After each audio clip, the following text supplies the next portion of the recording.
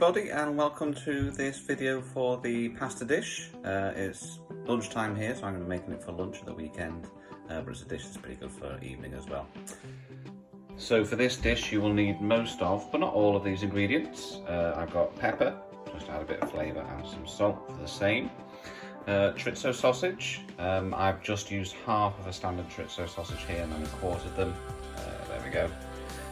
Capers, if you want to, they have an acquired taste, so you may not want that, but you can always put other things in if you wish to. Some garlic, or garlic puree in this case.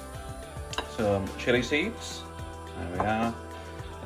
Cheese, which is supposed to be Parmesan, but as I insist on doing shopping lists in my head, I've forgotten the Parmesan, so we've got the chilled cheddar instead.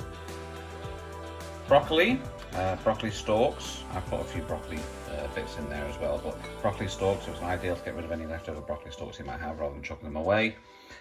Some olive oil, of course, a load of pasta, as much as the people you're feeding really, and then some frying pan with a bit of olive oil in it, which we'll use the rest of the olive oil here just to put on the top at the end.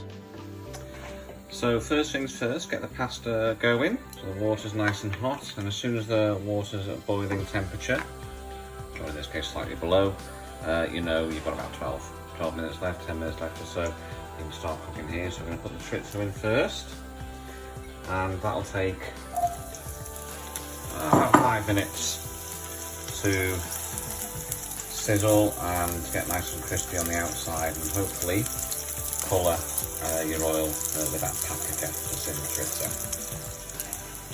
So you can see there now that the chorizo started to crisp up reasonably well. So after that sort of 4 or 5 minutes or so, we're going to add the broccoli stalks and a few broccoli florets. Add them in as well. Give them a good stir to coat them in some of that oil. I would not advise trying to film and cook at the same time. Okay, I think Jamie Oliver works on a slightly higher budget than I do. There we are, give it a stir. And just stir that reasonably frequently for the next sort of 3-4 minutes or so before we add the garlic and chili. Okay, so after about 3 minutes, the broccoli stalks and the broccoli florets will still be pretty hard. The chorizo will be reasonably crispy, and that's good because it adds a different texture to the soft pasta. We're going to add a little bit of the chili to taste. There we are. And we're going to add the puree or the garlic as well. There we are. So you can see that the garlic's in. And I'm going to stir it round like so. And make sure it's mixing all the broccoli and all the chorizo. And you'll definitely get that smell heading in your nostril direction. Okay, as soon as it's reasonably well mixed in, like that, as the broccoli stalk disappears out of the pan. As soon as it's reasonably mixed in like that, I'm going to set my spatula down, and I'm going to add a little bit of water from the pasta. Here we are.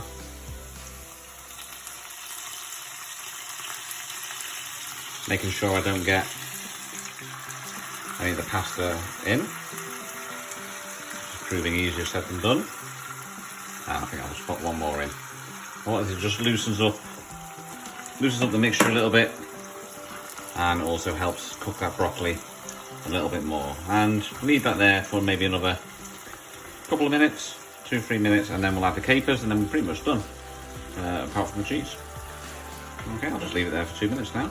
Just let that water reduce a bit. Okay, so the sauce is reducing down. I'll just turn the heat down a little bit on that. There we are. And I'm going to add the capers in now for the final, say 2 minutes or so, while the pasta's finishing off. There we go. I'll give them a stir in.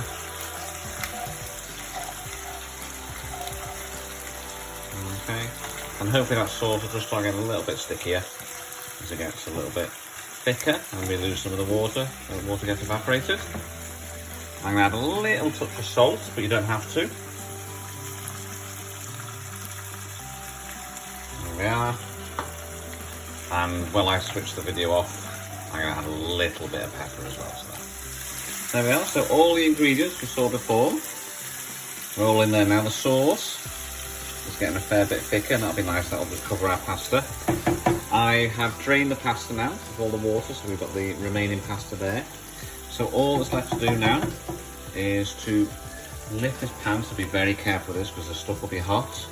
We'll lift this pan into the pasta, like so. There we go. And then I'll give it a good mix up.